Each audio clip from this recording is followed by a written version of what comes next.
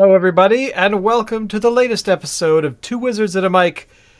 This show is all about two old people who are old and know everything. So, about Dungeons and Dragons. Welcome. I am Shane, And I am Andrew. and today we're talking about familiars and mounts, but I know that there's probably something going on with the Kickstarter. Any updates? Yes, the when we do the art, there's three stages. There's sketch, and then the ink version, and then the color version. So almost all the ink version is done. The coloring, Travis is finishing now. So probably 2 more weeks of coloring, and we also have to do the back cover.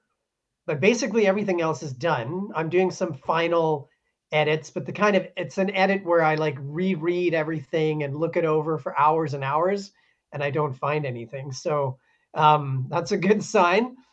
But it does take, we want to make sure that it's as perfect as possible. Um, Ever since we brought Gordon on board to do the layout, we don't have too many errors in the first two books. There's a few small errors here and there, but the last few have been pretty solid. So we want to try to keep it like that. Oh, kick-ass. Because basically, once so he goes through it, and like after you've sent, and he's doing the layout and whatnot, but he actually pays attention to the text. That's not really his. I'm really supposed to be doing all the editing, but he does help out here and there. Um, yeah, I'm not really supposed to be missing anything. I'm supposed to be giving him a complete manuscript, but it is true that sometimes he does notice things.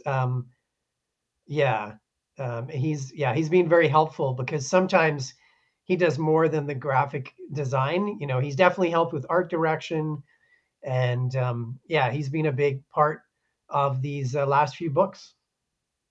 That's awesome. That's that is a hard person to find, is to find somebody who does the graphic stuff, but then also can like read the text and go, "Oh, you spelled dragon wrong everywhere." So Yeah. Well, one really crazy error that we missed, and I missed it just because I thought there's no way in that first book we made, the very first print, I thought there's no way somebody could spell monsters wrong. But I was wrong. So the title in the back for the section that shows the monsters by challenge rating, originally it said Monters. Um, I missed it, but and I know now not to assume anything, to go through everything word by word. Um, yeah, so we've learned a lot over the past few years, and we also are planning the next Kickstarter, which we hope for November, to be making a book for the world of Mir, which I've also been working on for a few years, and yeah, that looks like it's going to happen on time. so that particular I mean, to me, I'm excited to buy all of this, and I certainly hope that everyone listening and watching are as excited as I am. So let's bounce ahead, because full disclosure, we recorded this episode last week. I don't know what happened. Something occurred. Technology failed, and even my nerdy brain couldn't figure it out. So this week we're talking about familiars and mounts. Uh, Take it away, Andrew, because we already know what we said.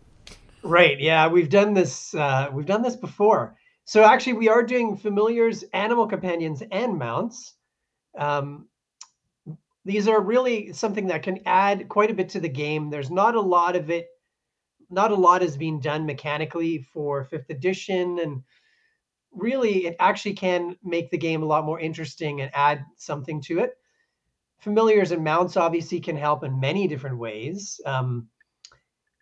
And also, as Shane mentioned last week when we recorded this the first time, one of the fun parts is having a familiar mount or an animal companion with a personality.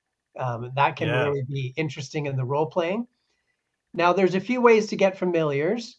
The find familiar spell is the main mechanical way, which is usually for wizards. and I think it really should be kept that way. Although warlocks can tap into that. Right.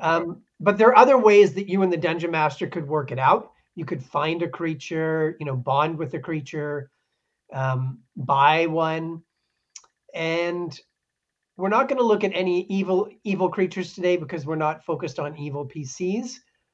But the Find Familiar spell, you basically call forward this creature, and it can actually change form if you want it as well. But the original forms of familiars can be a sprite, which is like a little fey creature. I think that's one that's included. I'm just going to double check here. Actually, technically, that one is not included. So there's a few like sprite, homunculus, pseudo dragon, and fairy dragon, which would be great familiars. You would have to Right. do something a little bit extra to get those. Technically, it is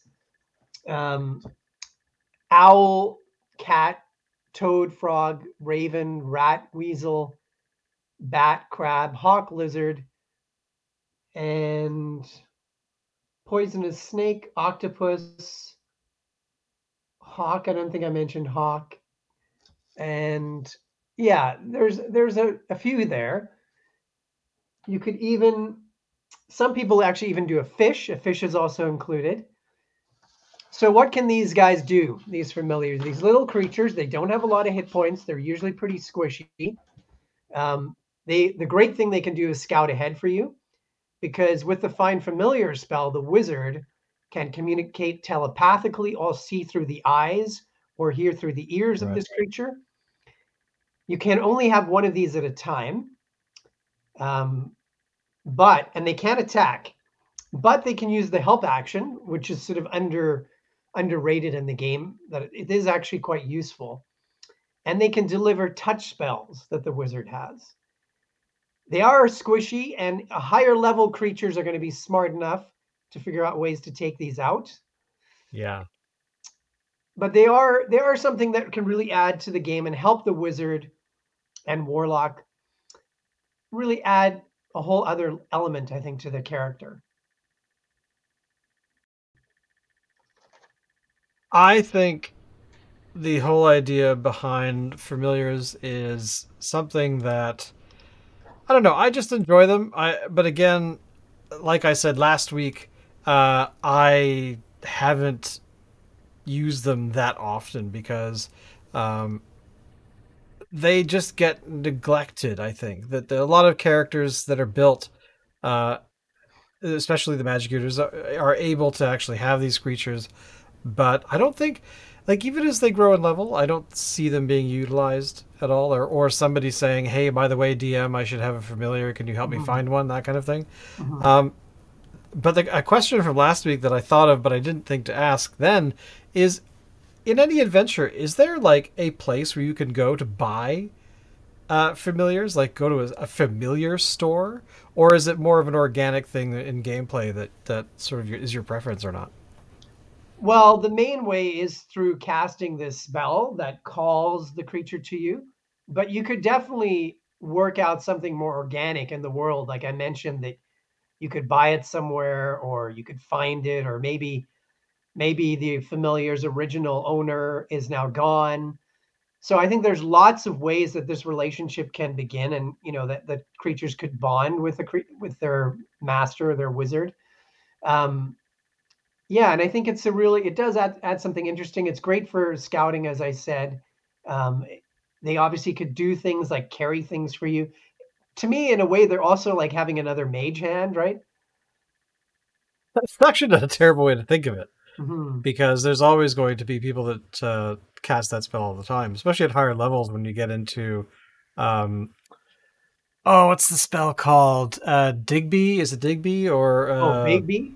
Yeah, Big B? Like the hands the and, hand, and a yeah. few other spells like that. So, I mean, that to me is just right off the bat really helpful. But yeah, I mean, as I said before, like there's definitely going to be times where druids are doing that kind of work, where they're transforming into something and scouting or climbing under squeezing under doors or whatever that might be. Right. Um, So, but familiars could easily do that, depending on the familiar, of Yeah. course. But Yeah, because they're they're usually small. They can like you say crawl into places, get into places you wouldn't be able to get. Some of them can fly quite quickly. The owl, the great thing about the owl is that it has the flyby trait, so it yeah, can go into the space of an enemy and then leave without getting opportunity attacks. So that one is really useful. And if you were allowed to have a familiar that had a bit more punch, like a pseudo dragon or a fairy dragon, especially, those have a few more qualities. We have an example of a familiar in this wilderness book, Monsters of the Wilderness. There's Evil Kneazle, the swamp weasel, and he was the familiar of Oswald Mere, and the wizard has actually given him some powers. So he's not just a little beast that can fly around. He has more going on there. And I think that nice. would be cool too, especially if it was a higher level character. Well, yeah, I mean, you've got all of these creatures that are potentially available to players to to be familiars, to be animal companions, Mhm. and uh, one of the things like characters not thinking to say, hey, my character would benefit from a companion, would it benefit from a familiar, the Mhm. class allows for it, that kind of stuff, but even if they have one, like I know that in gameplay before, like we've had a lot of people that have had very temporary familiars, like they've had creatures that have animal companions that have been with them, but they tend not to last very long, and they tend to not get utilized that much. I mean, we have uh, like the example that you and I have talked about before about having animal companions is we had an adventure where there were dragon eggs, or not dragon eggs, but they were what Yeah, were they dragon, again? Were they dragon egg. dragons? And then we Yeah. had like some small dragons, but they turned out to be white dragons, which of course are not necessarily interested in hanging out. And we actually lost them pretty quickly. Like Mhm. you were very, very quick to be like, yeah, so your dragon's dead, or your dragon said peace out and left. Mhm. These kinds of things, which kind of is as a great counterbalance to you know players that they want a powerful thing to ride around in and burn down the Red Keep. Where in reality, these creatures, they have their own life, they have their own sort of needs and wants, Mhm. and but of course, if the intelligence and the is lower, then maybe they're not going to be so keen to run away. But you know, uh, we need to use them more. Is sort of my overall opinion about this, about all of them. Yeah, yeah, you're right. Those were white dragon wormlings. One did last for a while and started to bond with one of the characters, but most of them didn't last very long. Yeah. All right. So animal companions. So mechanically in the game, these are really for rangers, and it's one of the reasons that people don't really like the 5e ranger. Not, I don't think it could be better. It's not terrible. You could make a few little tweaks to it to improve it. So rangers can use a medium-sized beast with CR of a quarter or less, which is not very powerful and not very big. Um, they can't actually order. They can't have these creatures attack by themselves either. They have to. It's no action for them to order where the animal companion needs to move, but it is an action to tell them to attack. You have to use your own action. So again, some examples. Um, some would cross over with the familiar territory. So there's owls, ravens, hawks, falcons, eagles for birds of prey, wolves, mastiffs, panthers, like a famous drow character, boars, and then a whole bunch of giant ones like giant poisonous snake, giant badger, giant weasel, giant frog, giant crab, and giant spider. Actually, there's a couple of spiders. So they have to be medium or smaller. Um, the and you could even have something actually like a dolphin. If you were in some sort of ocean campaign, and the crab is actually, believe it or not, probably the best of the owl is useful again because of that flyby trait. And again, having those creatures like flying creatures that can scout ahead and give you a bird's eye view, literally, those are useful. But the one that's actually a bit of a tank is the crab, because most of these again aren't that tough. They're tougher than the familiars in general, but the crab has a decent armor class and actually can do some damage. Um, so it actually has a little bit of punch with it, although it's kind of a an awkward, it's not really the most heroic animal. Me and my crab are gonna head into the keep. Just me and my crab. Yeah, yeah. So there's some. I would also say that druids. It would be cool for a druid to have one. People sometimes do that. Um, and again, you could work out things with your dungeon master, but it's again another good creature in terms of helping. The better thing, I mean, they're better than the familiar in terms of attack, because the familiar can't attack at all. So you have that, although you have to use your action. Especially with having to pay attention to how these creatures are going to survive, I think is really important because Hmm. in general, I sort of think of as a player, I think of familiars as something that if it dies, you can reconjure it, you can bring it back. Um, however, and I do that a lot with when I'm playing a druid, where I Hmm. am conjuring an animal. I conjure a couple of bears, usually is my sort of favorite go-to.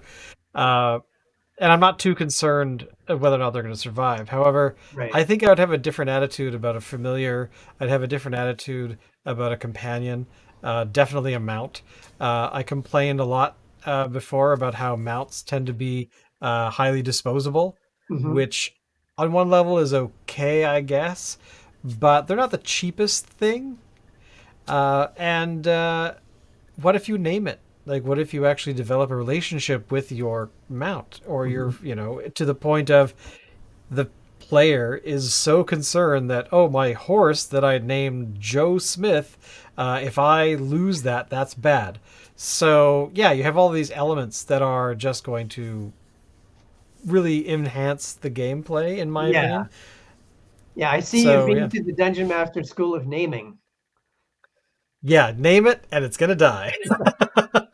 Unless No, you but I hide it meant behind a you're tree. naming your mount Joe Smith. Oh, really? Um, well, the Find Familiar spell, like your conjuration spells that you do a lot with your druid, you can just cast it again and get a creature back. But the animal companion is a real live creature, not magical. So like you said, and the mounts and animal companions, you actually have to look after. Um, so looking at mounts, um, remembering that for most characters, they're going to probably need to be large size usually. And but if you have a little halfling or a little gnome, you could use medium-sized mounts, possibly.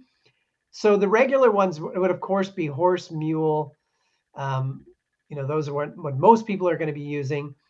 But a mastiff could be good for a gnome or a halfling. There's hippogriffs and griffins and giant eagles, pegasi, if you want to do the flying trip. Um, Again, as a dungeon master, I kind of try to keep that away until the players were a bit higher level. Unicorns are quite powerful, so that one again would be more high level because unicorns can actually teleport. They can choose to teleport a group of people and then just disappear with them. Okay, that would be an awesome play Yeah, event. they can heal. They're quite a creature. Then there's giant elk, which I love always for having elves using these giant elk as mounts. That's Yep. what we have in our world of Mir. And then many kinds of dragons could be a mount, although, you know, again, for good PCs, it's not going to be as they're not going to be as many options. And then kind of interesting ones like giant spider, giant bat. I love that one. But that would probably be for a small size creature. Giant Right. goat, giant boar. There's a great scene in The Hobbit where one of the dwarves, I think he's riding a giant goat with like a war hammer in the battle with the orcs. So a boar or a goat, I think those are pretty cool. A bear. We actually have bear riders in Mir as well. Giant badger and giant weasel for smaller characters. Giant toad, and then the dolphin again, like I mentioned earlier. There's more, but those are some examples, and those give you so many different ways to travel and to play with having a mount. Basically, um, I think with so few players, in my humble opinion, of having experience, for the ones I've played with, I can't think. Aside from those dragons, when have we Mhm. had characters that actually had a amount? Like I can't think of really anybody. Um, well, okay, so you've had many horses. You have got help from Pegasi before because we in the world of Mir we have a faction that uses Pegasi, so that has come into the story. Um, you have used flying carpets a few times in the stories we've done in the campaigns, but and then donkey. We had a donkey in our campaign for a long time. I think people tried to ride him, and he was like, "No, not no thanks." Um, yeah, it's Favorite been thing here to and there. do. Oh, when we went to Feyland, one of your characters was riding a giant fox, which is from our Monsters of Feyland. Oh, Yeah, okay. so it's been here and there. Um, a lot of those I'm kind of things I would leave, like I would have, if the players really want to do it, they're going to have to put some initiative to look for it or to try to buy it or, um, right. it's not usually just going to land in your lap. We actually love mounts so much that in the Monster Series books we have, now we're making number 6, which should be finished fairly soon. We have a ton of mounts. So in the Phelan book, we have the giant butterfly, giant dragonfly, giant fox, as I mentioned, giant swan, giant tortoise, and a jarog, which is like a war dog. Those are the Okay. ones that good creatures could use for the most part. Then in Phelan 2, we have the flutterby, the giant hummingbird. In the underworld, we have the night steed, which is like an underworld version of a Pegasus. We have the Vok, which is like a cross between a giant bat and a dragon, which flies in the underworld. We have the armored bear and the armored centipede. In the city book, we have the armored griffin. We have the daydream, which is like a counterpart to the nightmare, the evil horse. Then we have in the wilderness book, we have the Nordak and the Oslog, which are in the frozen lands, these creatures. The armored polar bear, the dune bug, which we thought, hey, there should be beetles in the desert. What if there's a creature that you could ride, but then it could flip onto its back and you could slide down the dunes? So that's what this thing can do. I Um, love that.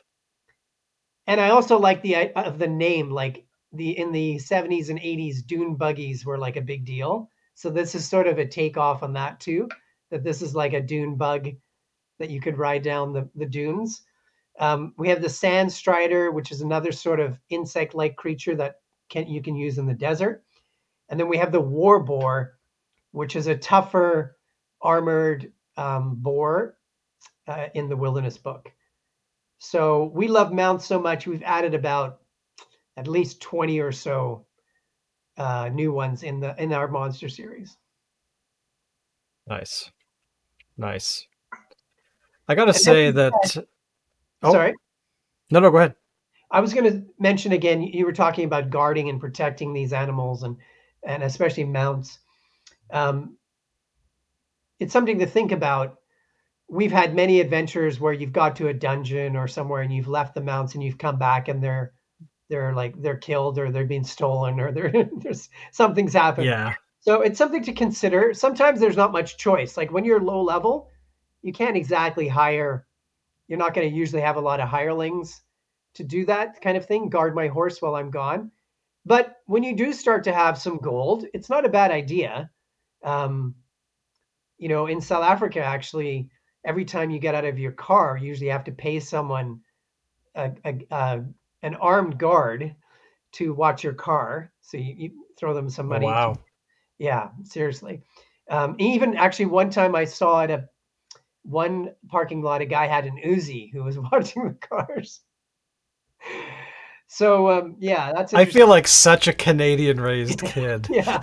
Yeah, yeah, yeah. Outside of Canada, there's some interesting things going on. So yeah, you want to guard your mount. You want to consider how much they can carry. That's a really big help if you're using encumbrance, which I think adds something to the game. Um, Good idea. how fast they can move, like horses can cut your travel in half, basically, um, and other creatures even more, or even faster than that. Um, flying creatures again offer so many options in terms of scouting out areas and escape. And then are these creatures, do they have some intelligence? Like I would say the dolphin would, although Wizards of the Coast disagrees with me, I think they're actually quite bright and quite wise. I would say giant eagles and giant elk for sure. Giant elk can actually speak giant elk. They actually have a language. If you look in the monster manual, most people are surprised when they're looking through the beasts and it says no beast can speak anything. And then you get to the giant elk and it says can speak giant elk and it understands a few languages. Um, so yeah, whether or not your creature is intelligent, I think that's something that can add another aspect to the game as well. Well, that's the thing is that in if your creature is intelligent enough, if you can communicate with it, if you can do uh if you're worried about it, like the guarding thing, like that I don't think we've ever done. We've never really been concerned. We usually, as I've complained about, people are very much not interested in keeping their horse. They buy the Mhm. horse, they go to the thing, and then the horse just evaporates from memory, which is fine to a certain degree, Yeah, but ultimately is.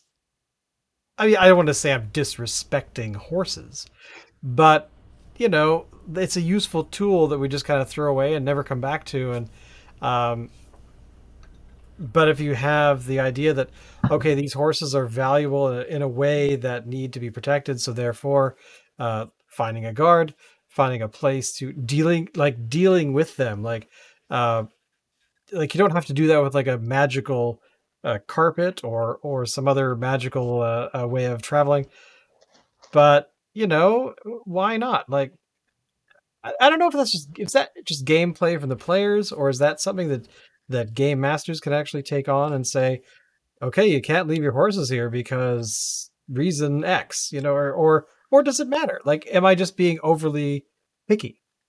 I think obviously there's lots of different tables, and I think the video game mentality, you kind of forget about it. Like in Skyrim, you buy a mount and then you use it for a while and then you forget about it. But I think to make it, if you want a really immersive game, I wouldn't tell the players, I wouldn't say like, don't leave your horse here. But I Right. think if you want to learn to be more strategic and to be able to use something like, especially at low levels, gold should mean something, right? So if you spend money on something, you should look after your investment, right? So one of the great things about world building is you actually don't have to build that big of a world at the beginning because the Yeah. characters can only travel as far as they can walk. So mounts start to change that. They change that dramatically, but they need some gold to get that first mount. And for the whole party to buy mounts, that's a fair bit of gold. So I think at those low levels, like, even until maybe 10th level, 8th to 10th level, if you lose a horse, there goes 75 gold, 100 gold. It's important. Like I think there's some value there that the players can learn. They might want to look after. They might want to look after their investment, and it Well, is that's kind more. of what I mean. It's an Yeah, investment. These things are not. I guess this comes back to my argument always of, I like stuff that adds life to the game because it's there for players to take advantage of. And I find right. that a lot of playing styles tend not to. They just kind of ignore and things do become disposable. And like, Mhm. I'm not talking about the players should be in the nitty gritty and like digging Right, in and everything needs to matter. right, right. But, because it's a game. Yeah. But those kinds of elements, I think, really allow players as a group to do that collective storytelling where if a player says, no, no, we have to take care of these mounts, we bought them, we're Mhm. here. What if we need to leave really quickly? Should we hide them? Should they come with us? Should we, find somebody to take them to the nearest village? Like these kinds of elements, I think, just add life to the game um, and allow you to really get invested in what the table is creating. And I don't know. Maybe I'm just being overly picky. I seem to think I am, but I don't know. I just love those kinds of things. Yeah, well, I think, having again, grounding your story, grounding a fantasy world in some kind of reality adds some fun to the game and some realism. And that's why I pick on mounts and that sort of thing. If it's not looked after, like the world overall, the world that I would play games in is challenging, and some areas are even more challenging. So if you leave your horses outside that cave and there's beasts wandering around, or the horses just decide to wander off, or they get scared off, or they get killed, I do those kind of things on purpose to try to help show the players, like, you will need to look after your investment. Like, or if now you've lost your mounts, you're going to take twice as long to walk back to your town than it could have taken.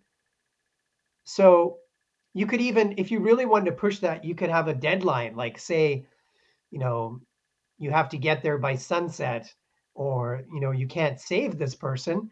And if you lose your mount along the way, maybe you can't get it. Maybe you don't actually reach your goal.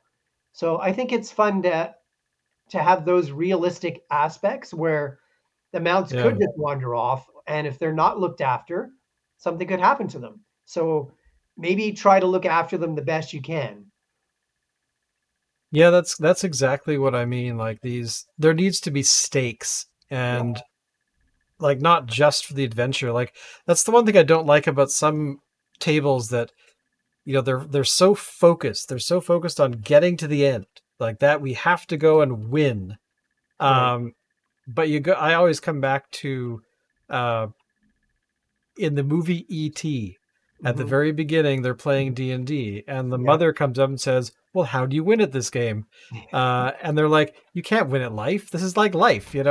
There's no end point. There's the 500 bounces and ricochets of your existence going on and on and on down the trail, and you will eventually get to the goal because otherwise why would we do it?" But what is it? What is the phrase? The adventure or the journey is half the adventure, so or more than. Hmm. So, yeah, I just like those. I just like that stuff. It's Yeah. Yeah, well, I mean, that's why we have two books, one called Between Adventures Handbook and one the Between Dungeons Handbook, mhm. because so much of the fun sometimes is traveling between places. And sometimes the adventure more can happen in the tavern than happens in the dungeon, and that's why it's such a fun game. Which we have had, I think, 2 or 3 sessions where we were just sitting, or we were at least in one spot, and you had planned out these, okay, we're going to get here, we're going to do Mhm. that, Mhm. and then 2 hours later, we're all having so much fun, and Mhm. you're having fun. It's like, well, we could get to that thing, Mhm.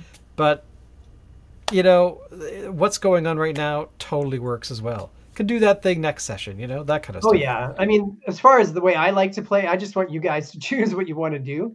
So, many times we finish the game and I have another 3 or 4 hours that I could do. And then I know, okay, I can, use that in the next session. Um, so yeah, I think again, with these animals and familiars, there's a lot of interesting role play and a lot of interesting um, ways they can help the characters in the party. And yeah, I think it's a really fun part of the game. I think more can be done with it. Um, we might be looking at that in the future, I think. We might even add that to the mirror book that we're doing. We're going to kickstart next. But I think, yeah, really not a lot is being done with familiars, and I think and animals and mounts, and I think a lot more can be done. There's very little in the mechanics. There's some information about mounted combat, which is very brief, and there's a few extra familiars added in the monster manual, as I mentioned. You know, the pseudo dragon, the fairy dragon, the homunculus, but there's not really a lot, and a lot you could do a lot more.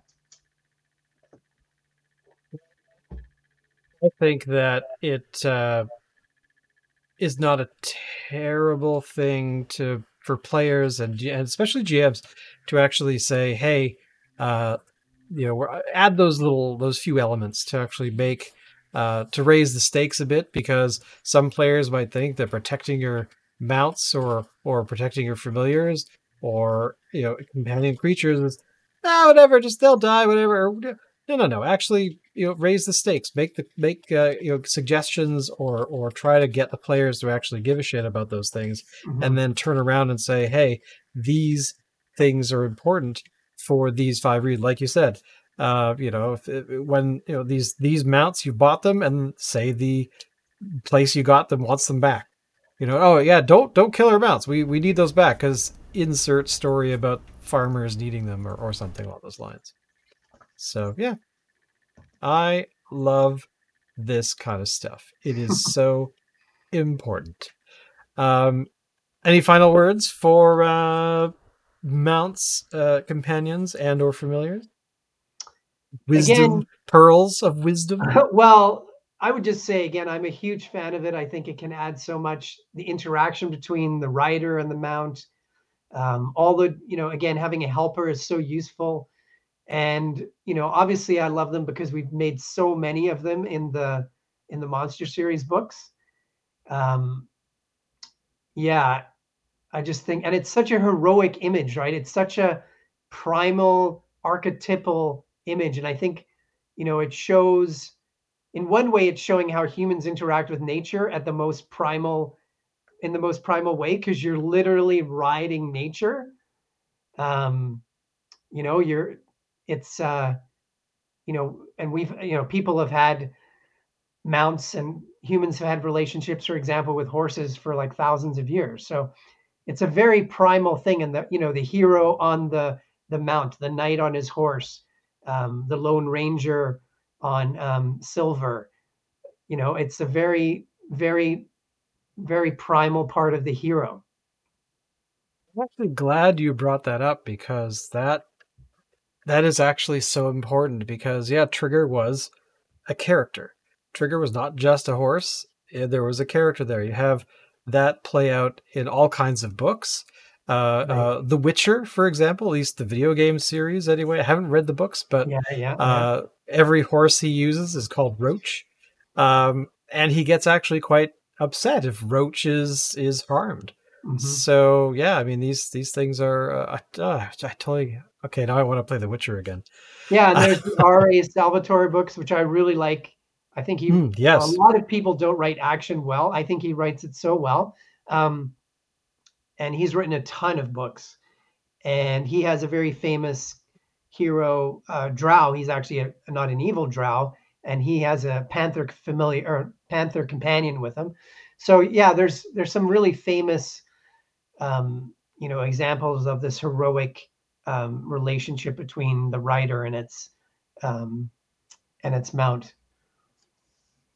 Yeah, and I just wish that players really cared more. I guess, man, I'm hard on the players today. Oh, lots of different tables. Millions of people play the game, so there's going to be a few different tables. Roy, what do you say, Gander? That this is just a game? Well, thank you everybody for listening, for watching. We certainly hope that anything we've said today will help you have a better game, or we've given you some sort of old guy wisdom. And if you, of course, want to ask us questions, if you want to get involved, all of those things are going to be down below. And keep an eye out for the next Kickstarter because this show is brought to you by Cawood Publishing, a maker of fine books, of which I think I have the majority. Uh, so, which reminds me, when the new Mirror book comes out and stuff, I'm gonna have to get some hard covers of those because I bought the digital version ages ago. Oh yeah, yeah. But yeah, so definitely check us out.